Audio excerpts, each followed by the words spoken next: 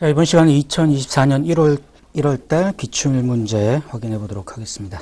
제일 먼저 41번 그 조세 분류에서 나오는 거는 너무 전형적인 문제죠. 그래서 여러분이 한번 읽어보시면 될 것 같아요. 자, 42번 보면 기간과 기환. 이거 이제 시험에 정말 자주 나오는 문제죠. 그것과 관련해서 옳은 것을 골라보라고 했습니다. 자, 1번에 보니까 기간을 일주월년으로 정하면 기간의 계산 시 초일은 불산입하죠. 자, 초일 불산입인데 산입이라고 했으니까 틀렸고요. 자, 2번에 기간의 계산은 민법에 규정이 있는 것을 제외하고는 국세기본법이나 세법을 따른다. 뭐예요? 얼추 비슷한 것 같은데 원칙이 뭐였어요? 기간의 계산은 민법을 따르고 다른 세법의 규정이 있으면 그걸 따라가는 거기 때문에 원칙이 민법이에요. 그러니까 순서를 바꿔놓은 거죠. 그래서 2번이 틀렸고요. 3번에 보면 2023년도 12월 30일로 블라블라에서 쭉 나오는데 내용 읽어보면 신고기한이 일요일이었다는 거야. 자, 일요일이면 어떻게 그랬어요? 그 다음 날을 기한으로 하는데 그 전전날 일요일이니까 금요일까지로 가서 신고기한 한다고 했으니까 3번도 틀렸고요. 4번에 보면 신고서를 국세정보통신망을 이용해서 제출하면 국세청장에게 전송된 때 신고된 거나 청구된 것으로 본다. 이 4번이 이제 맞는 거죠. 우리 전자신고할 때 두 가지 방법이 있죠. 자, 우리가 뭔가 세무신고를 국세청이 할 때, 전자적인 방법으로 할 때, 그때는 여기 있는 것처럼 제출한 때. 자, 국세청장에게 제출할 때라면 반대의 경우가 있어요. 세무서에서 어떤 세금에 관한 내용을 납세 의무자한테 고지해 줄 때, 이 송달이라고 하죠. 자, 이 송달의 방법 중에 전자송달이라는 게 있었는데, 자, 전자송달은 언제가 된다 그랬죠? 입력된 때. 비슷한 거예요. 원래 송달은 도달주의죠. 자, 송달이란 건 그 납세 의무자한테 어떤 서류를 전달해 줬을 때 효력이 발생하는 게 일반적이지만 전자송달 같은 경우면 그러면 도달한 때는 언제요? 자, 보냈지만 그 받은 사람, 납세 의무자가 그걸 받아서 읽었을 때가 원칙적으로 도달주의인데 그러면 도달주의를 그대로 적용해서 납세 의무자가 읽었을 때가 송달의 효력이 발생하는 거예요 라고 해버리면 납세 의무자가 안 읽고 가만히 있으면 그러면 송달이 안 된 게 돼버리잖아요. 그래서 어쩔 수 없이 입력될 때가 송달의 효력이 발생하는 시기로 정하고 있다. 비슷하게 같이 생각해서 기억하시면 좋을 것 같고요. 43번에 보면 신의성실 원칙. 자, 우리 여러 가지 원칙이 있었는데 자, 신의성실 원칙의 요건에 해당하지 않는 것 골라보라고 했습니다. 자, 이번에 납세자의 신뢰의 대상이 되는 과세관청에 공적인 견해표시 있어야죠. 맞고 2번에 납세자가 과세관청의 견해표시를 신뢰하고 그 신뢰에 납세자의 귀책사유가 없어야 되죠. 귀책사유가 없어야 돼요. 자, 근데 여기는 귀책사유가 있어야 된다고 했으니까 2번이 틀렸고요. 자, 3번에 과세관청이 당초의 견해표시에 반하는 적법한 행정처분을 해야 되죠. 적법한 행정처분 맞는 거고요. 4번에 과세관청이 그러한 배신적 처분으로 납세자가 불이익을 받으면 자, 이때 신의성실의 원칙이 적용이 된다는 거죠. 자, 문제 44번에 옳은 것을 고르라고 했습니다. 자, 보기 1번이 여러분이 읽을 때 좀 어려웠을 텐데 과세표준 신고서에 기재된 결손금액이 세법에 따라 신고해야 할 결손금액에 미달했다. 예를 들어서 우리 과세표준 신고할 때는 결손금이 100이에요 라고 신고를 했는데 실제 우리 회사가 적용받을 수 있는 결손금은 500이었다는 거야. 500을 차감해야 되는데 100밖에 차감 안 했죠. 자, 그러면 내가 원래 500을 차감해야 되는데 100밖에 안 했으니까 나는 손해본 거야. 소득이 아무래도 더 늘어난 거잖아요. 결손금액이 적게 반영돼서 그러면 내가 세금을 많이 신고했으니까 그거 결손금 추가적으로 반영해서 소득금액 줄여서 나 세금 돌려주세요 라는 청구 뭐예요? 경정청구죠. 자, 근데 여기 보기 1번 다시 읽어보면 과세표준 신고서에 기재된 결손금액이 세법에 따라 신고할 결손금액에 미달하는 경우에도 수정신고를 할 수 있다 그랬어. 그러니까 다른 게 틀린 게 아니라 이건 수정신고가 아니라 경정청구가 돼야 되죠. 그래서 1번이 여러분들 시험장 가서 뭐지? 라고 해서 판단하면서 보면 좀 되게 어려운 지문이었을 거예요. 자, 2번에 보면 경정이 있을 것을 미리 알고 과세표준 수정신고를 제출하면 가산세는 감면하지 않죠. 그래서 2번 맞고요. 3번에 과표 수정신고를 법정신고가 지난 후 2년 이내에 제출하면 우리 가산세 일부를 감면하죠. 자, 근데 그때 그 가산세는 신고불성실 가산세를 감면하는 거지 납부지형 가산세는 감면하지 않는다. 자, 그 표현 기억나시죠? 근데 여기는 납부지형 가산세를 경감한다 라고 했으니까 3번이 틀린 거고요. 자, 4번에 보면 기한 후 과표를 하면 자, 기한 후 신고를 하더라도 수정신고, 경정청구 둘 다 가능하죠. 자, 근데 귀환 후 신고했더니 4번, 보기 4번의 끝에쯤에, 두 번째 줄 끝에 보시면 수정 신고할 수 없다? 네, 수정 신고할 수 있어요. 근데 없다고 했기 때문에 틀린 지문이 되겠습니다. 자, 45번 보시면 사업연도엔 설명. 이거 가장 전형적인 문제예요.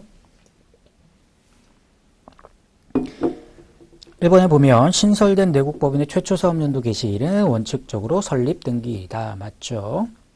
그 다음에 2번에 보면 법령 또는 정관 등의 사업연도에 관한 규정이 없는 내국법인은, 자, 법령이나 정관에 우리 회사 사업연도 언제예요? 라고 있어야 되는데 없으면 어떻게 하라고요? 법인 설립신고 또는 사업자 등록과 함께 사업연도를 신고해야 하며, 신고하라고 했죠. 근데 신고를 안 했어요. 자, 그럼 어떻게 하기로 했어요? 1월 1일부터 12월 31일로 가기로 했죠. 그래서 2번 맞는 표현이고요. 3번에 법인 설립 이전에 발생한 손익은 최초 사업연도 손익에 귀속시킬 수 있어요. 다만 그 최초 사업연도가 1년을 초과하지 않는 경우에 귀속한다라고 했기 때문에, 여기 보면 최초 사업연도가 1년을 초과하는 경우에도 라고 하는 지문이 있다 보니까 3번이 틀린 표현이죠. 4번에 보면 사업연도는 법령이나 정관 등에서 정하는 1회 기간으로 한데 1년을 초과하지 못합니다. 라고 되어 있죠. 자, 46번을 보면 자본금과 적립금 조정명세서 을표, 뭐예요? 유보 관리하는 서식이죠. 그러니까 유보를 골라보라는 거예요. 자, 보기 1, 2, 3은 여러분이 읽으면 바로 알 거고, 4번에 보면 대손충당금, 한도 초과액, 이거 자산부채의 차이니까 유보에 해당하겠죠. 그 정답이 4번이고요. 47번, 이건 전형적인 문제입니다. 입금이나 송금에서 가장 전형적인 문제. 자, 입금에 해당하지 않는 것 고르라고 했어요. 기억해 보니까 전기에 송금 산입된 금액의 환입액. 자, 송금 산입됐던 게 환입되면 입금이죠. 니은의 자산수중이 당연히 입금인데, 다만 2월 결손금 보전에 충당이 됐으면, 사용이 됐으면 그 금액은 제외하는 건데 2월 결손금 보전에 사용되지 않았으니까 그대로 입금이 될 거고요. 대기세 보면 자기주식 양도, 우리 회계에서는 자기주식 양도에 따라 발생하는 손익을 자본잉여금으로 가죠. 하지만 세법은 상관없어요. 상관없이 전부 다 입금으로 본다라고 했어요. 자, 리을에 보면 부가세 매출세, 이거는 부채죠. 입금이 아니고, 그래서 입금이 아니죠. 그래서 리을이 입금이 아니고, 미음에 보면 특수관계인으로부터 자본거래에서 분여받은 이익, 이거 대표적인 입금 항목이죠. 자, 48번도 전형적인 문제입니다. 손금에 해당하지 않는 것 골라보세요 라고 하는 건데, 1월 23일 날 직장 회식비 손금이죠. 25일 날 사용자 부담 고용보험료, 자, 4대 보험 회사 부담분 당연히 손금이고요. 2월 3일 날 대주주인 임원에 대한 사택의 유지비, 자, 사택과 관련된 비용은 대부분 다 인정이 되지만 누구요? 소액주주 아닌 임원 한테 사택을 사용하게 되면, 소액주주 아닌 임원이 사용하게 되면 송금불산입 한다고 했으니까 얘는 송금불산입이고요. 27일날 직장 어린이집 운영비 송금되고요. 3월 10일날 직장체육비 얘도 송금이 되지요. 자, 49번도 전형적인 문제입니다. 송금불산입에 해당하는 게 뭐가 있습니까? 한번 골라보라는 거죠. 법인지방소득세 송금불산입이죠. 그러니까 여러분 이런 문제 풀 때는 동그라미 X를 쳐가야 돼요. 그래서 처음에 법인지방소득세 있으면 옆에다가 끝에다가 아니면 X라고 쓰는 거예요. 송금불산입 하니까. 본사 건물 재산세, 얘는 송금이죠. 그럼 옆에다가 이렇게 동그라미 치고 이런 식으로 하는 거예요. 직원의 업무 수행과 관련된 교통 벌과금, 자, 벌과금은 송금으로 인정하지 않죠. X. 납품계약 위반으로 인한 지체상급. 자, 지체상급은 연체료예요. 연체료니까 이런 것들은 송금에 산입이 됩니다. 벌금이나 그런 것과 성격이 조금 달라요. 채권자 불분명 사채이자 송금 불산입 있죠. 그래서 송금 불산입 해당하는 것들은 법인 지방소득세하고 교통벌과금하고 채권자 불분명이자, 그래서 350이 될 겁니다. 자, 50번은 미수수익 세무조정하는 거예요. 이거는 여러분이 해보실 수 있을 것 같고, 51번은 자본적 지출, 수익적 지출 구분하는 거니까 이거는 그냥 단순하게 사실을 물어보니까 여러분이 한번 보시면 되고요. 자, 52번이 되게 거창해 보이죠. 딱 보면 문제 되게 어려워 보이는데 별거 아니에요. 자, 다음은 제조업을 영위하는 주 3일의 제24기 재무상태표의 일부인데, 주 3일은 제24기 기계장치래요. 신고 내용 요소는 10년이고, 그와 관련된 감가상각비를 1,000만 원을 계상했다. 자, 회사 상각비가 1,000만 원이라는 거예요. 항상 모든 세무조정은 회사가 비용 처리한 거, 비용 관련된 세무조정이면 회사가 비용 처리한 것과 세법상 한도를 금액에서 조정해서 세무조정을 뽑아내는 건데, 일단 회사가 감가상각비로 비용 처리한 금액은 1,000만 원이란 거야. 그럼 뭐 물어보겠어요? 아, 감가상각했는데 세법상 한도는 얼마여서 세무조정할 금액이 얼마냐? 그걸 뽑아내는 걸 텐데요. 자, 그러면 세 번째 줄 보세요. 기계장치에 대한 정기세무조정은 적절하게 이루어졌으며 전기말 상각부인 잔액이 넘어오는 게 400이 있다. 자, 전기말 부인 금액이 400이 넘어오는 게 있어요. 자, 네 번째 줄을 보니까 주3일의 감가상각 방법은 정액법이 있고 정액법 10년에 대한 상각률은 0.1입니다. 라고 했죠. 자, 그럼 결과적으로 회사는요. 정액법 10년으로 했으니까 상각률은 0.1을 적용하면 돼요. 자, 그러면 이 자산과 관련해서 세법상 한도는 얼마입니까? 라고 할 때 회사는 지금 정액법을 적용하고 있기 때문에 세법상 정액법 상각 한도 어떻게 해요? 네, 취득가액에다가 상각률을 곱하면 되죠. 취득가액의 상각률. 다만 회사가 즉시상각 의제가 있다라고 하면 더하는데 우리 재경관리사에서 즉시상각 의제까지는 잘 나오질 않으니까 그걸 제외한다라고 하면 보죠. 재무상태표에 보니까 기계장치가 얼마요? 취득가액 1억 2천에 감가상각 누계액이 4천이에요. 자, 이건 이제 회계적인 거고. 그러면 세법상의 한도액을 구할 땐 이 자산은 얼마짜리요? 취득가액 얼마요? 1억 2천이죠. 그러니까 이 1억 2천에다가 0.1을 곱하는 거고 12분의 올해 사업년도 월수 몇 개월이요? 지금 12개월이니까 이렇게 계산하면 1200이 되는 거죠. 자, 그러면 상각범위액이 1200인데 회사가 장부에 1000만 원만 있어요. 뭐요? 시인부족액이죠. 그 원칙적으로 조정 없어요. 다만 전기 이월되는 상각부인액이 있으면 그 범위 내에서 송금 산입이 가능한데 자, 그럼 400만 원까지 송금 산입해주고 싶었던데 올해 보니까 부족한 금액이 얼마밖에 없어요? 200만 원밖에 없어. 그러면 송금으로 먹여줄 수 있는 금액은 200만 원이 돼서 정답은 2번이 되겠습니다.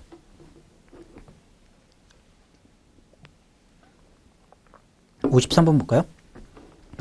법인세법상 특례기부금의 개수. 자, 이거는 여러분이 그냥 쭉 보면 돼요. 그래서 기억에 있는 천재지변 특례죠. 디귿에 있는 국방원금 특례예요.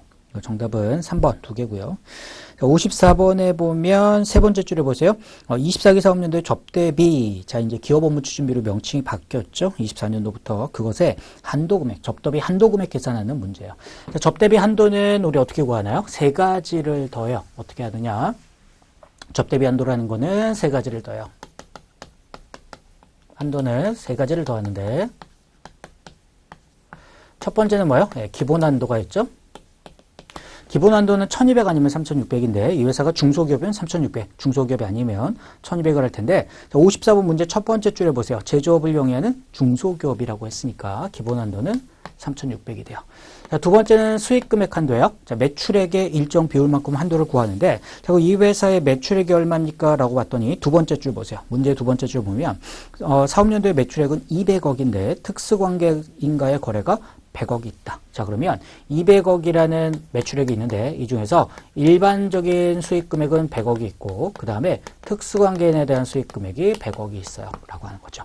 자, 우리 접대비 한도가 어떻게 했어요? 100억까지는 1000분의 3, 100억에서 500억까지가 1000분의 2니까 자, 그러면 일반 수익금액에 대해서는 1000분의 3이라는 비율이 적용이 될 거고요. 그럼 이게 3천만 원이라는 금액이 나올 거고 자, 특수관계인은 이제 100억을 넘어갔으니까 그때부터는 1000분의 2가 적용될 거잖아요. 그래서 1000분의 2를 적용하려고 봤더니 너는 특수관계인이니까 이걸 다 할 수 없죠. 거기에 10%만 인정이 된다고 하면 2천만 원의 10%니까 200이 돼서 자, 여기에서는 3200이란 금액이 뽑혀 나오죠.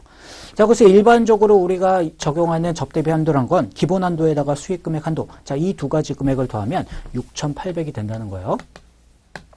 자, 이렇게 하면 6,800이 접대비 한도겠지만, 자, 지금은 뭐가 있어야 돼요? 세 번째 항목을 하나 더 고려해야 돼요. 그게 뭐예요? 문화 접대비가 있는지, 또는 전통시장에서 사용한 접대비가 있는지를 적용해야 되니까, 원래는 세 번째 접대비 한도까지 고려를 해야 되는데, 여기 보면, 전통시장에서 사용한 접대비, 또는 문화 접대비로 사용한 접대비에 대한 언급이 전혀 없어요. 그러니까, 그거에 대한 고려는 여러분이 안 하셔도 되는데, 원래라면 어떻게 해야 되겠어요? 자, 문화 접대비를 사용한 게 있으면, 그 사용한 금액하고, 뭐요? 여기 있는 1번과 2번, 일반적인 접대비 한도의 20%까지. 그래서 6,800에 20%까지 추가로 해주는 거고 거기다가 전통시장에서 사용한 접대비가 있다고 하면 그 사용한 금액하고 뭐요? 여기 있는 1번하고 2번 합계한 금액의 10%까지를 접대비 한도에 추가해 준다 라고 하는 게 저희 우리 전통시장 접대비가 24년도에 세법 개정되면서 추가적으로 더 들어왔죠. 그래서 만약에 문제를 어렵게 냈다면 저렇게 문화접대비하고 전통시장 접대비까지 넣었으면 훨씬 더 어려운 문제겠지만 지금은 여기에 대한 언급 자체는 없어요. 그러니까 3에 대한 고려는 없이 여기는 1번, 2번 합계해서 6,800을 접대비 한도로 넣으시면 되는 겁니다. 자, 55번에 보면 다음 중 법인세법상 지급이자 송금물산이 옳지 않은 것을 고르라고 했습니다. 1번에 채권자 불분명 사채이자, 자, 이거 송금불산입하죠. 그러면서 채권자 불분명 사채이자는 송금불산입한다면 원칙적으로 대표자 상여하죠. 어디로 갔는지 모르는 거니까 채권자가 불분명한 거잖아요. 그러니까 누구한테 줬는지 모를 때 대표자에 대한 상여를 처분하되 원천징수 상당한 금액, 자, 만약에 원천징수해서 세무서에 냈어요. 자, 그거는 어디로 갔는지가 명확하죠. 그러니까 그 금액은 기타 사유, 즉 그걸 제외한 금액은 대표자 상여를 처분하잖아요. 근데 1번 다시 읽어봐요. 채권자가 불분명한 사채이자는 송금불산입해서 대표자 상여로 소득 처분하되, 자, 여기까지 맞는 말이에요. 자, 근데 뭐가 틀렸느냐? 그에 대한 원천징수세액에 상당하는 금액은 기납부세액으로 공제한다? 이게 무슨 얘기냐면 그냥 아무 말 대잔치 한 거야. 여러분이 이 표현을 읽으면서 이해가 안 됐을 거예요. 그거는 이게 그냥 아예 아무런 근거가 없는 말을 막 갖다 붙였기 때문에 여러분 이해가 안 됐던 거예요. 무슨 얘기냐면 우리가 뭔가 대가를 지급해서 원천징수하면 그거 뭐예요? 세무서가 내죠.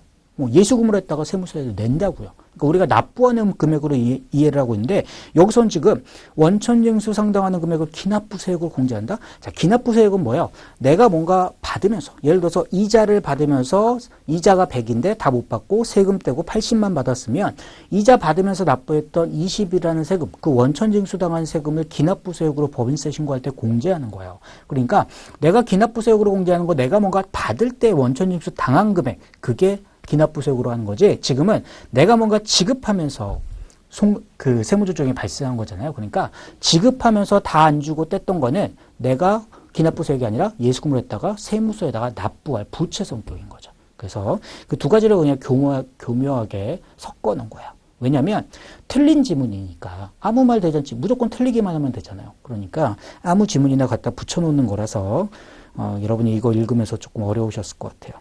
자, 이번에 보면 건설자금이자 계산금액의 투자자산과 제조 등의 장기간이 소유된 재고자산. 자, 세법은 이거 포함하지 않죠. 회계에서는 포함하지만 세법은 포함하지 않는다. 자, 3번에 비실명 채권증권 이자는 건설자금보다 우선하죠. 채지건업 기억나세요? 채권자 불분명, 지급받는 자 불분명, 그 다음에 건설자금, 그리고 업무무관이요. 자, 4번에 보면 업무무관 이자를 계산할 때 업무무관 자산의 강액은 취득가액이 간다. 무슨 얘기냐면 우리 교재는 안 나오는데 재경사에서 지금 시험에 나와버렸어요. 무슨 얘기냐면 업무무관 이자라는 게 이렇게 하잖아요. 자, 이자가 있으면 우리가 차입금에 대해서 이자가 나가는데 이 차입금 중에서 업무무관 자산에 얼마나 갖다 썼어요? 라는 금액의 비율로 이자 비용을 부인하는 거잖아요. 그때 이 업무무관 자산에 만약에 부동산을 샀다고 봐요. 막 토지 건물을 샀어. 그러면 건물을 처음에 살 때는 뭐 1억에 샀어요. 근데 시간이 지나면 뭐요? 감가상각을 했을 거예요. 자, 감가상각을 3천에서 지금 장부가액은 7천이 남았다고 봐요. 자, 그랬을 때 업무무관 자산에 대한 송금불산입할 때 이 자산 금액은 뭐로 하겠느냐? 취득가액으로 본다는 거예요. 왜요? 내가 지금 하고 싶은 건 차입금 중에 얼마를 여기다 갖다 썼냐에 대해서 부인하는 거잖아요. 그러니까 차입금에서 얼마 갖다 썼어요? 살 때 얼마 들었어요? 1억. 그러면 1억 기준으로 지급이자 송금불산을 해야 된다. 저 표현인 거예요. 우리 교재 안 나오는데 시험 지문에 나와서 여러분이 조금 어려운 지문이었을 것 같아요. 자, 56번 보면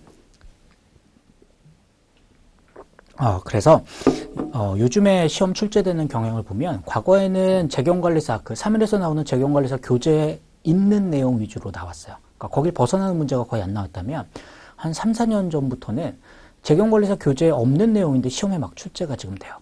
그래서 여러분들이 시험장 가서 딱 봤을 때 이거 내가 지금까지 봤던 지문 아닌데? 라는 거에서 시험 볼 때 한 4-5문제 정도는 그 부분에서 여러분이 좀 어려울 거라서 그런 문제가 있으면, 그런 지문이 있으면 어쩔 수가 없어요. 뭐 지금으로서는 나머지 지문 보면서 내가 이미 익숙했던 지문 보면서 그걸 최대한 맞추고 그 다음에 마지막에 그 문제를 뭐 다른 3개의 지문이 맞으면 뭐 그게 틀린 거야. 이런 식으로 가는 수밖에 없어서 안타깝지만 그렇게 대응을 해야 될 것 같아요. 자, 56번에 보면 신고조정, 대손사유. 자, 우리 대손에는 결산하고 신고조정이 있는데 그 중에서 신고조정 처리가 가능한 애를 물어봤습니다. 자, 1번에 있는 채무자의 파산 결산이고요. 3번에 있는 회수기일 6개월 지난 거. 자, 이것도 결산 조정일 거고 4번에 있는 부도 발생도 결산 조정이요. 그러면 우리 세 가지를 확실히 아니까 2번에 있는 게 당연히 신고 조정이 있다. 이렇게 갈 수도 있고 2번에 있는 걸 읽어보면 법원의 면책 결정에 따라 회수 불능으로 확정된 채권 우리 이건 많이 보던 거는 아니죠. 뭐냐면 파산 결정이라고 하잖아요. 개인 파산 많이 들어봤죠. 자, 개인이 이제 채무를 못 갚아서 파산 신청하게 됐다가 파산을 했어요. 자, 그 파산했으면 이제 채무자들한테 돈을 다 못 갚았는데 법원이 면책 결정이란 건 뭐냐면 야, 너 이제 그거 그냥 안 갚는 걸로 다 해줄게. 결정해줄게. 라고 책임을 면제시켜주는 게 이제 면책 결정이에요. 그러면 회사가 어떤 개인에 대해서 채권을 가지고 있었는데 그게 법원의 파산 결정 이후에 면책 결정까지 나버리면 회사는 이제 법적으로 그 채권에 대한 회수할 수 있는 권리 자체가 없어지거든요. 그러니까 얘도 이거는 신고 조정이네. 결산이 아니라 권리관계 변동이 법원에 의해서 권리관계 변동, 내 채권이 소멸된다는 권리관계 변동이 발생했기 때문에 신고 조정 대손 사유에 해당합니다. 57번에 보면 준비금에 대해서 옳지 않는 것 1번에 보면 준비금은 송금에 산입하면 조세부담 경감하고 환입하면 조세부담 증가한다. 기본적인 내용이고요. 2번에 똑같은 내용이요. 보기 1번하고 똑같이 전입한 준비금은 일정 기간 경감 후면 다시 입금에 산입해야 한다. 맞는 얘기고요. 3번에 비상위험 준비금은 뭐예요? 비상위험 준비금이라는 게 보험회사가 비상위험이니까 뭐 할 때요? 손해배상할 때 보험회사는 이제 보장을 해주려고 우리가 가입한 건데 실제 사고가 발생했는데 보험회사 돈이 없어. 그러면 안 되잖아요. 그래서 그걸 위해서 준비금 쌓아놓는 게 비상위험 준비금이에요. 근데 오른쪽에 보면 채무자의 생 및 파산에 관한 법률에 따른 회생계획인가 결정받는 법인이 설정 대상 법인이다. 아니죠. 그러니까 보험회사가 비상위험 준비금 설정하는 거니까 3번이 틀렸고요. 4번에 보면 고유 목적은 누가요? 비영리 법인이 설정하죠. 자, 5번에 보면 부당이익 계산 대상인 가지급금에 해당하는 것. 해당하는 걸 보라고 그랬어요. 거기에 보기 3번, 4번 보면 가장 대표적인 거 나오죠. 직원에 대한 경주사비, 직원에 대한 학자금. 자, 이거는 적용하지 않는다 그래서. 자, 직원 우리 3개 세트가 나왔었잖아요. 직원에 대한 것 중에 가지급금으로 보지 않는 게 여기 있는 경주사비, 학자금, 그 다음에 월급여 범위 내의 가불금. 자, 그거는 직원들한테 줬으면 안 본다라고 했었고요. 보기 1번에 보면 중소기업에 근무하는 지배주주인 직원에 대한 주택구입 및 전세자금. 자, 여기 뭐에 함정이 있냐면 중소기업 직원한테 주택자금 대여해 준 거는 우리 가지급금 안 본다 그랬죠. 자, 근데 그 직원이 지배주주야. 그러니까 그 직원하고 특수관계에 있는 사람들이 지분을 했더니 그 회사 지분에서 가장 많다는 거죠.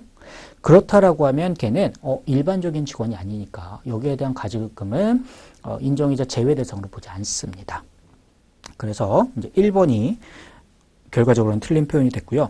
보기 2번이 좀 어려웠을 거예요. 미지급한 배당소득에 대한 소득세를 법인이 대납했다. 자, 이건 잘 안 나오는 문제 또 문제인데 시험에서 나왔는데요. 뭐냐면 배당금을 잉여금 우리 처분 결의하면 줘야 되잖아요. 근데 잉여금 처분 결의했어. 자, 우리 배당 얼마 지급합시다. 결의했어요. 주총에서. 근데 그때로부터 3개월이 지났는데도 배당을 안 주고 있는 거야.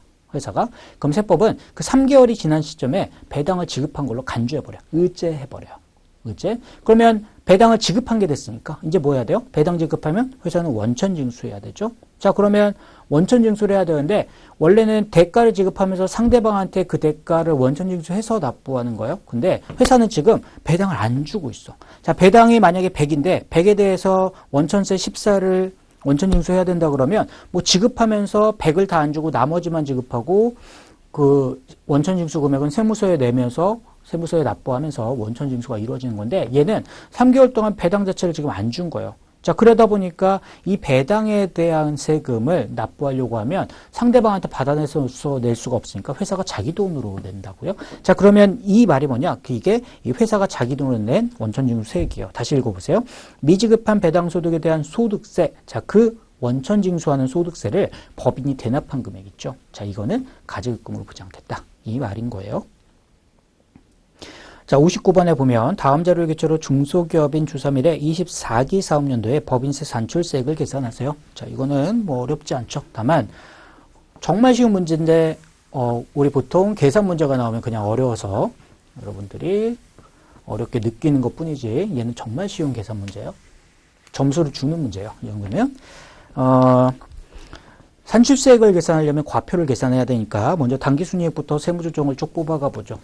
자, 3억이란 금액이 있는데 입금산입하고 송금산입이 1억에 송금산입이 5천이 있어요.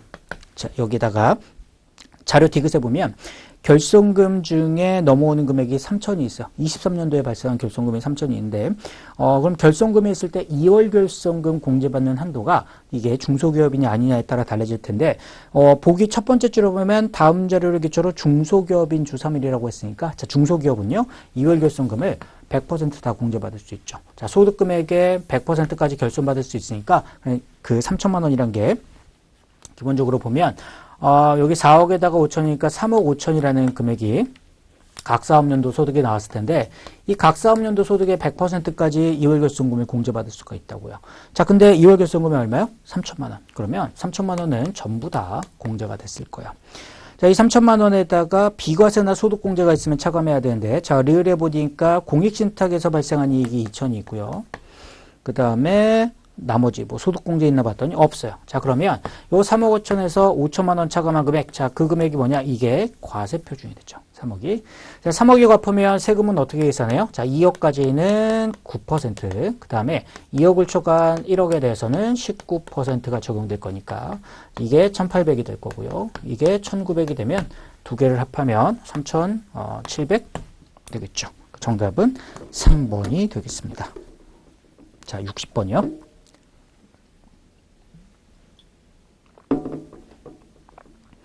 60번은 그냥 기본 문제예요. 자, 법인세 신고할 때 첨부하지 않으면 무신고 보는 게 뭐가 있습니까? 뭐 있어요? 재무상대표, 손익계산서, 이익요금 처분기사 썼죠. 그 정답은 2번입니다.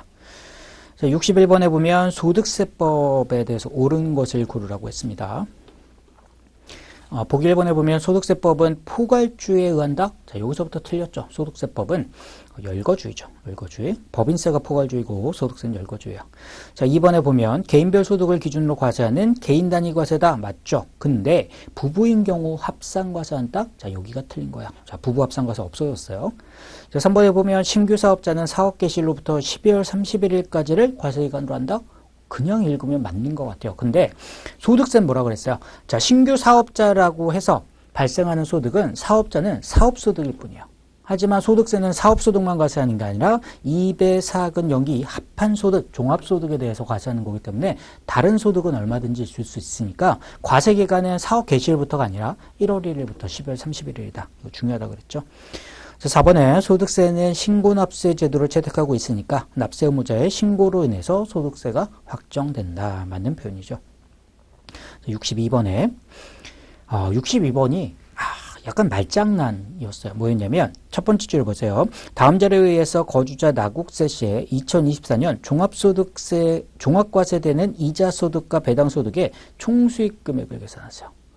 이자하고 배당은 우리 뭐 한다고 그랬어요? 이자는 이자지만 배당은 그로스업을 더한 금액이 배당소득 금액이에요. 라고 하면서 종합소득에 합산되는 금액은 단순하게 이자 배당이 아니라 배당 같은 경우는 그로스업을 더한 금액이 우리 종합소득 금액에 합산이 됩니다. 라고 우리가 배웠다 보니까 이런 문제 나오면 이제 뭐 하고 싶어요? 이자랑 배당 놔두고서 그로스업 금액 더해가지고 그로스업 더한 금액을 넣으려고 하는데 이 문제는 뭐였냐면 그로스업 금액을 계산하라는 게 아니라 총수익 금액이 뭐냐면 우리 배당에서 배당 소득이라는 거는 어떻게 결정이 되냐면 배당 수익 금액의 총수입에다가 그로스업을 더한 거 이 금액이 배당 소득 금액이요. 그러니까 여기서 물어본 거는 그로스업까지 더한 금액 배당 소득 금액이 아니라 그로스업 더하기 전에 그냥 배당 소득으로서 종합과세는 금액이 얼마입니까? 이걸 물어보는 거였어. 자, 그러면 문제를 보죠. 1번에 있는 직장공제에 초과받은 거 무조건 분리과세죠. 자, 이건 종합과세가 아니고 4번에 있는 법원 납부한 보증금의 이자. 자, 이것도 무조건 분리과세죠. 자, 그러면 2번하고 3번에 있는 자, 2번에 보면 비상장법인 배당 3번에 보면 은행의 정기예금 이자. 여기 있는 배당과 이자가 결국은 종합소득에 합산할 금융소득이에요. 자, 그래서 문제에서 원하는 건 뭐냐면 2번에 보면 배당소득이 1,500이 있고요. 보기 3번에 보면은 이자소득이 1,000만 원이 있어요.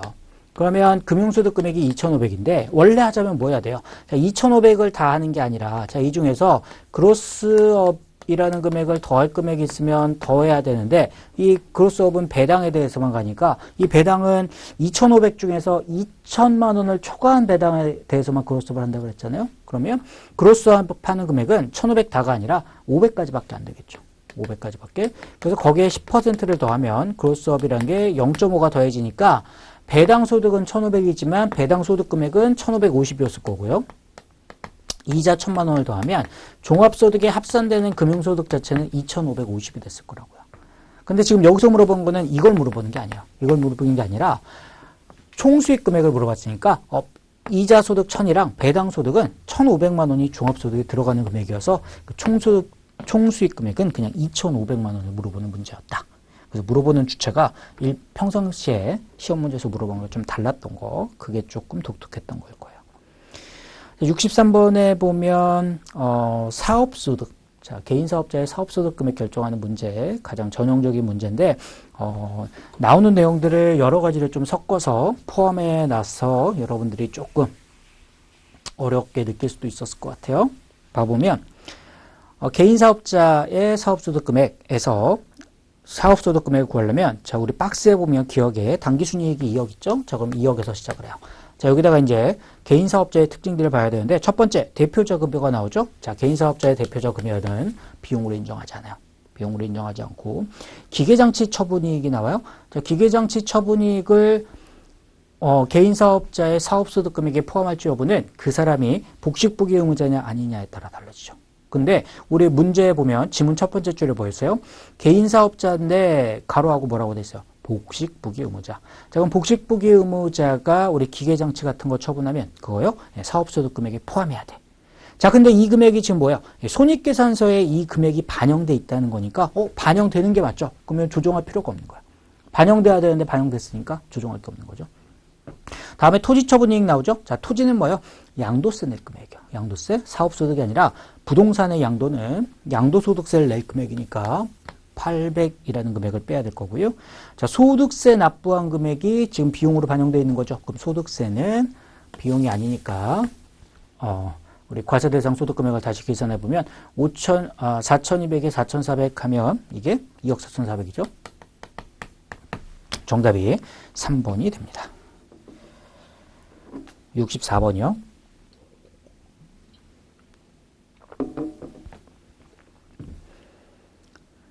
64번은 두 번째 줄에 보면 비과세 금액의 합계. 자, 근로소득이 비과세되는 금액을 한번 계산해 보세요. 인 거예요. 자, 보기 1번에 보니까 급여 4,200 과세 되겠죠. 그 다음에 2번에 보면 식대 240이래요. 그래서 월 20만 원씩 받았고 식사를 받지 않아요. 자, 식사를 제공받지 않으면 밥을 안 주면 밥 사 먹으세요라고 돈 주는 거 얼마까지요? 한 달에 20만 원씩. 그러면 비과세되는 금액이 240만 원까지 비과세가 됐을 거예요. 3번에 보면 사택을 제공받아 얻은 이익. 자, 사택 제공이익 과세하지 않죠. 그러니까 300이라는 금액도 과세가 안 됐을 거고요. 4번에 보면 자기 차량을 업무 수행에 이용하고 실제 여비 대신에 회사 규정에 따라 지급받은 거. 우리 자가운전 보조금이라고 그러죠. 자가운전 보조금은 얼마까지예요? 한 달에 20만 원까지. 자, 근데 여기는 지금 한 달에 30씩 받았어요. 근데 비과세된 금액 얼마요? 30이 전부 다가 아니라 월 20만 원씩 하니까 1년 동안 받았으면 240이 비과세가 됐을 거고요. 자, 5번에 시간의 근무수당은 과세되는 거니까 자, 비과세된 금액 전부 합해 보세요. 그럼 이거 세 가지 합 정답은 780만 원 3번이죠. 자, 65번에 기타 소득에 대한 설명으로 옳지 않은 것. 1번에 일시적인 문예창작 소득은 기타 소득으로 분류되고 증빙이 없더라도 총수익 금액의 80%를 인정한다. 자, 일시적인 문예창작 소득이 기타 소득은 맞는데 우리 필요경비를 인정받는 비율이 60%까지요. 옛날에 80%였어요. 근데 지금은 60%예요. 1번이 틀렸고요. 이번에 서화골동품을 박물관이나 미술관에 양도하면 비과세하죠. 맞고요. 3번에 자, 복권, 로또 됐어요. 뭐 한다고요? 무조건 분리과세. 무조건 분리과세. 종합소득에 합산하지 않아요. 4번에 법인세법에 따라 처분된 자, 그 금액의 소득의 귀속시기는 언제라 그랬냐면 결산 확정일. 자, 그래서 4번도 맞는 표현이었겠죠.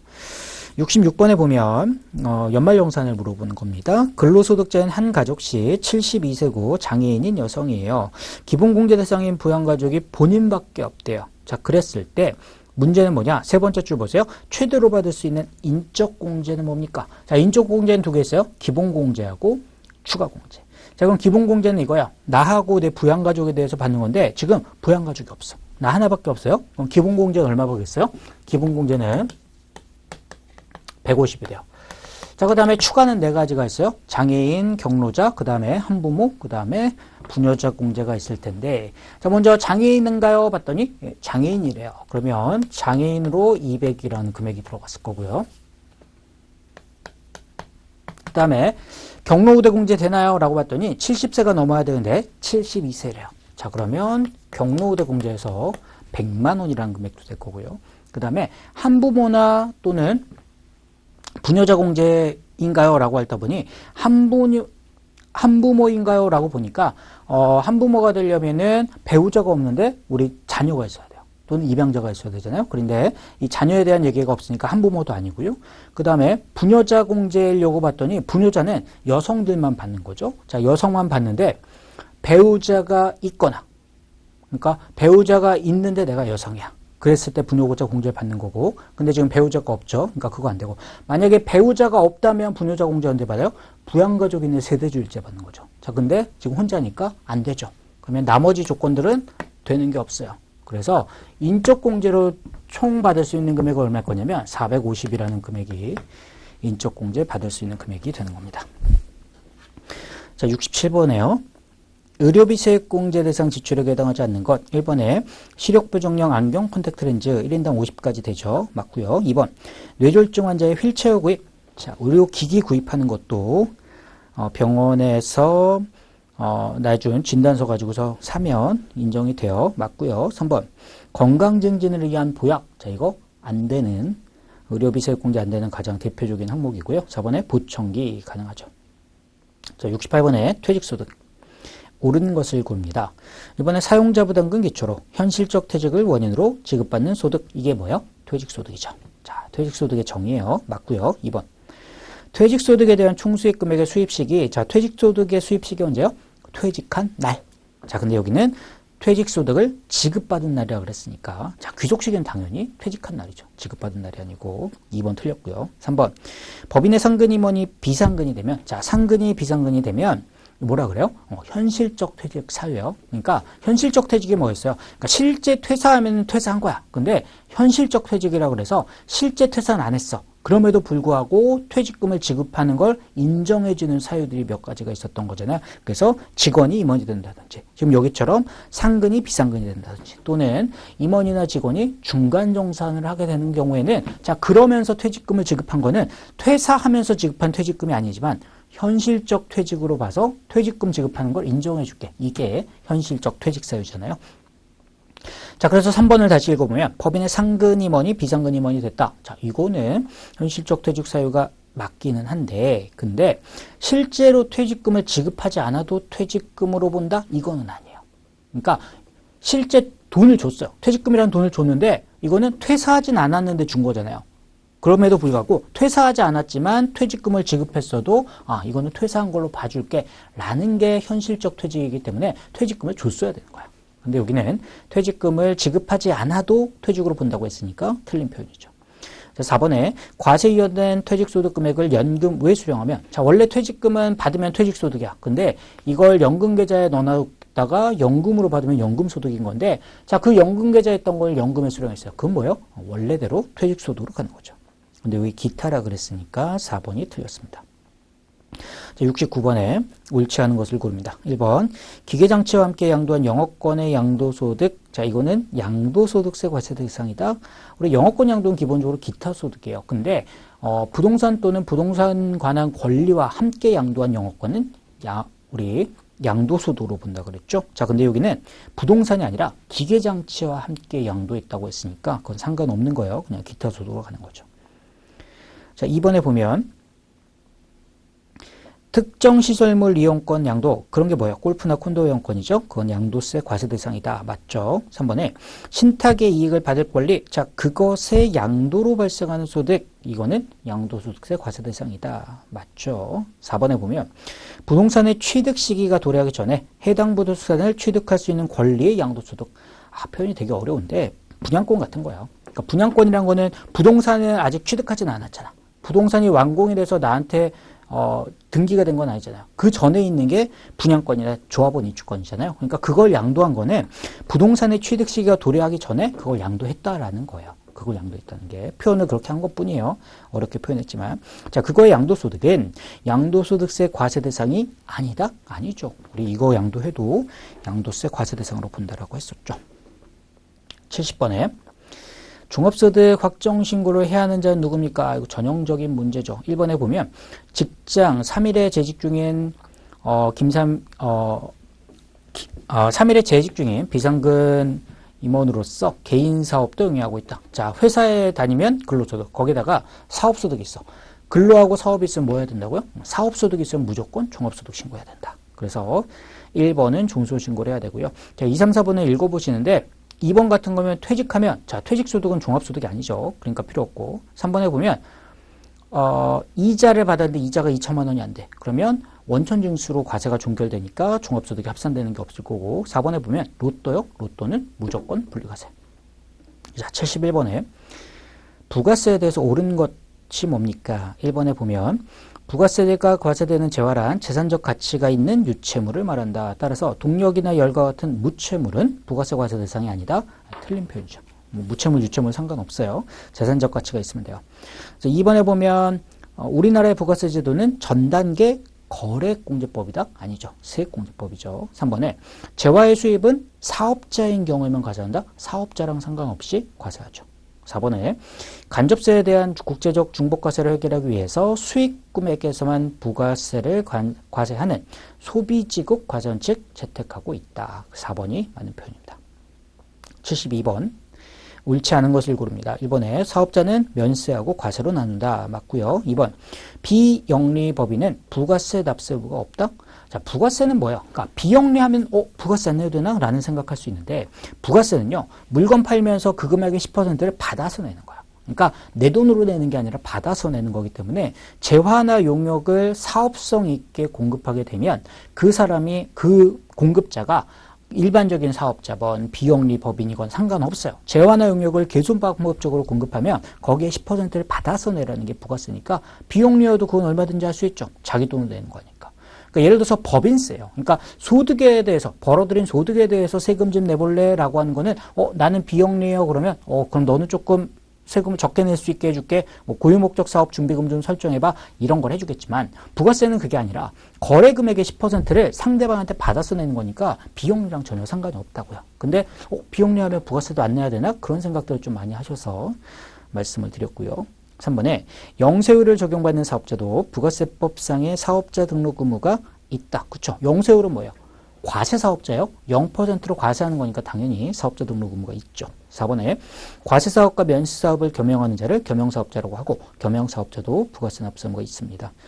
73번에 옳지 않은 것 1번에 계속사업자인 간이과세자의 과세기간 간이과세자는요 1월 1일부터 12월 31일 그렇게 한다 그랬죠. 2번에 일반이었던 애가 간이가 됐어요. 자, 1년의 공급계획가가 8천이 안 됐어. 그러면 그 다음 연도 7월 1일부터 이제 결정이 돼요. 그러면 7월 1일부터 최초로 하는 과세기간 어쩔 수 없이 12월 31일까지밖에 안 되죠. 그래서 보기 2번에 다시 보면 일반이 간이가 됐대요. 그러면 이 간이과세 규정이 최초로 적용되는 기간은 그 변경 이후 7월 1일부터 12월 31일까지예요. 맞는 표현이고요. 3번에 신규 사업자가 사업 개시일 전에 사업자 등록 신청을 했어요. 그러면 최초의 과세기간은 사업 개시일부터다? 아니죠. 등록 신청한 날부터죠. 그러니까 원래는 사업 개시한 날부터 하고 싶은데 사업 개시하기 전에 사업자 등록 신청을 했잖아요. 그러니까 그러면 등록 신청한 날로부터 최초의 과세기간을 봐줄게. 된다는 거고요. 4번에 폐업제는 폐업일이 속하는 과세기간 개시일부터 폐업일까지를 부가세는 마지막 과세기간으로 보죠. 자, 74번에 주사업장 총괄납부 옳지 않은 것입니다. 1번에 법인은 지점이나 분사무소를 주사업장으로 할 수 있죠. 맞고요. 2번 총괄납부하려는 자는 주사업장 총괄납부 신청서를 총괄납부하고자 하는 과세기간 개시일 25일 전에 이런 거 가지고 안 냈으면 좋겠는데 25일이 아니에요. 20일이에요. 20일. 그래서 이게 틀린 거예요. 자, 총괄납부 신청하려면 20일 시작하기 전에 20일까지 신청하세요라는 거였고요. 3번에 주사업장 총괄납부하면 총괄납부를 했었는데 나 이제 총괄납부 안 할 거야 라고 총괄납부 포기신고를 하면 각 사업장별로 납부가 가능하고요. 4번에 주사업장 총괄납부하면 사업자 등록, 과세표준 신고 자 이런 거는 총괄납부 하더라도 각각 하는 거죠. 사업장마다. 자 75번 과세 대상에 해당하는 것 1번에 수출신고가 수리됐는데 자, 수출 신고했는데 그냥 보세구역에 있다가 아직 선적을 못했어. 그랬다가 취소해서 다시 가져왔다는 거야. 자, 선적했다가 다시 가져올 때는 우리 뭐라고 했어요? 수입. 근데 선적하지 않았다가 가져오는 건 수입이 아니다. 라고 그랬었죠. 자, 보기 2번에 보면 특수관계에 있지 않은 자에게 무상으로 음식 용역을 공급하면 부가세가 과세냐? 용역, 음식이 뭐예요? 용역이에요. 제어가 아니고 용역인데 용역의 무상 공급은 과세하지 않습니다. 다만 언제만요? 특수관계인에게 사업용 부동산 임대 용역을 무상으로 공급했을 때 그때만 과세한다 그랬잖아요. 근데 지금은 음식 용역이니까 음식 용역을 무상으로 제공하는 거. 자, 이거는 과세 대상이 아니겠죠. 자, 3번에 상대방으로부터 인도받은 재화에 대해 주요 자재를 부담하고 가공했대요. 뭐가 돼요? 재화의 공급이 되죠. 그래서 부가세 과세 대상이고요. 4번에 사업을 위해 사용인에게 작업복, 자, 작업복 뒀다고 부가세 과세냐? 아니라는 거예요. 사업에 그냥 사용한 것 뿐이죠. 자, 76번에 재화 용역의 공급 시기로 옳지 않은 것입니다. 1번에 수출하면 뭐예요? 선적일 맞고요. 2번 완성도, 자, 완성도, 중간지급, 자, 조건부, 완성도, 중간지급 이런 것들 나오면 뭐라 그랬어요? 우리 대가의 각 부분을 받기로 한 때. 자, 그래서 2번이 틀렸죠. 2번이 틀렸고요. 3번에 보면 판매 목적 타사업장 반출, 이거는 이제 반출한 시점일 거고, 4번에 조건 보면요, 조건이 성취되거나 판매 확정, 즉 여러분들이 구매 확정 같은 거 했을 때가 되는 거죠. 자, 77번에 자, 다 가계부인데 이 안에 부가세 금액이 포함된 게 얼마입니까? 라는 거 문제문 종종 나오죠. 자, 이거 뭐였어요? 부가세 과세되는 거 찾으면 돼요. 자, 처음에 보니까 1월 14일 날 바나나 면세죠. 수도요금 면세죠. 택시 과세죠. 자, 그러면 33,000원이면 3,000원이 부가세일 거고, 영화 관람 과세죠. 44,000원이면 4,000원이 부가세일 거니까 부가세 얼마요? 3,000원에 4,000 더하면 정답은 2번에 7,000원이 될 겁니다. 78번.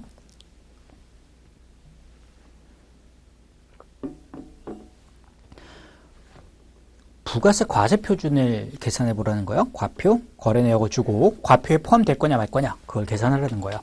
자, 그러면 4월 2일 날 거래처 A한테 외상 매출한 제품 4,000인데 원가 3,000이에요. 그러면 얼마짜리 팔았어요? 4,000짜리. 그러면 과세 표준에 포함될 금액이 얼마입니까? 라고 하면 4천만 원이 될 거고요. 두 번째 보면 4월 9일 날 거래처 A한테 판매했던 게 환입됐어. 반품이 됐대요. 반품된 금액이 100만 원 있으면 이거 100만 원은 빼라 그랬죠. 그 다음에 6월 5일 날 대가를 받지 않고 거래처에 증여한 견본품. 자, 거래처한테 줬어요. 자, 원래 뭐예요? 사업상 증여인데 거래처한테 무상으로 주면 사업상 증여로 과세가 돼요. 근데 왜 줬어요? 그랬더니 견본품이에요. 그거는 과세하지 않는 거죠. 다음에 6월 12일 날 매입세 공제를 받았어. 자, 내가 사올 때 매입세 공제 받았는데 뭐 했대요? 거래처한테 그냥 줬대. 그래서 거래처에 줬을 때 이거 견본이에요? 그랬더니 견본이라는 얘기가 없잖아요. 그러면 그냥 사업상 증여한 거야. 자, 그럼 사업상 증여는 뭐예요? 과세잖아요. 과세. 근데 매입세 공제를 받지 않았으면 과세를 안 하는 건데 지금 매입세 공제를 받았어. 근데 그걸 줬어. 그러면 매출세액으로 과세해야 되는 거죠. 그러면 매출세액으로 과세할 때는 시가로 가니까 250이 과세 대상 금액이 잡히는 거죠. 그래서 세 가지 계산해 보시면 4,150이 과세 표준이 될 거예요. 79번. 매입세 공제액을 계산하는 문제예요. 자, 지문들 쪽에 있고 매입세 공제되는 것만 골라보는 거예요. 자, 첫 번째 항목을 보면 국내 거래처부터 원단 구입하고 5천만 원의 세금계산서 공급가액 5천이면 부가세 얼마였어요? 500. 자, 원단 구입했어요. 우리 원재료 산 거예요. 원재료 산 금액 당연히 매입세 공제되니까 5천만 원에 포함되어 있는 500만 원 매입세 공제될 거고요. 업무무관 자산의 도색비, 업무무관 자산과 관련된 매입세 공제 안 되죠. 세 번째, 공급가액이 500만 원인 세금계산서를 받았는데 이거를 거래처에 접대할 목적으로 무상으로 증정했어요. 자, 우리 접대비와 관련된 매입세 공제돼요? 안 된다는 거잖아. 안 된다는 거잖아. 그러니까 얘는 매입세 공제 안 되고 생산직 직원들의 회식비로 공급가에 400만 원 지출하고 세금계산서 받았어요. 회식비에 포함되어 있는 부가세 매입세 공제 되겠다. 그러면 40만 원, 400만 원이니까 부가세는 40만 원. 그러면 매입세 공제 가능 금액이 540만 원. 정답은 1번. 자, 마지막으로 80번 문제 보면 부가세 신고납부 옳지 않은 것입니다. 1번에 모든 개인 사업자는 각 예정신고 또는 과세기간이 끝난 후 25일 이내에 사업장 관할 세무서장에게 과세 표준을 신고해야 한다. 자, 부가세 신고하면 예정하고 올해 확정 신고를 25일 이내에 합니다 하면 맞는 것 같은데 개인 사업자는 달라요. 자, 개인 사업자는 예정 신고는 신고라는 게 아니라 세무서에서 고지서를 내려줘서 이거 내세요라고 해서 고지 납부를 하는 게 원칙입니다. 그래서 모든 개인 사업자는 예정 신고합니다 라고 했기 때문에 보기 1번이 틀린 거죠. 자, 이번에 일반 환급은 얼마 해줘요? 신고기한 지난 후 30일 이내에 맞고요. 3번에 보면 조기 환급을 신청하면 신고기한 지난 후 15일 이내에 환급된다고 했죠. 맞고요. 4번 당해 과세 기간 중 대손이 발생하거나 대손금이 회수가 되면 자, 대손은 언제만요? 확정 신고 때만 대손에 대한 조정을 하는데 자, 확정 신고 때 가감한다 라고 했으니까 80번, 4번이 맞는 표현이 되겠습니다. 자, 그럼 여기까지 해서 24년 1월 기출문제풀이를 마무리하도록 하겠습니다.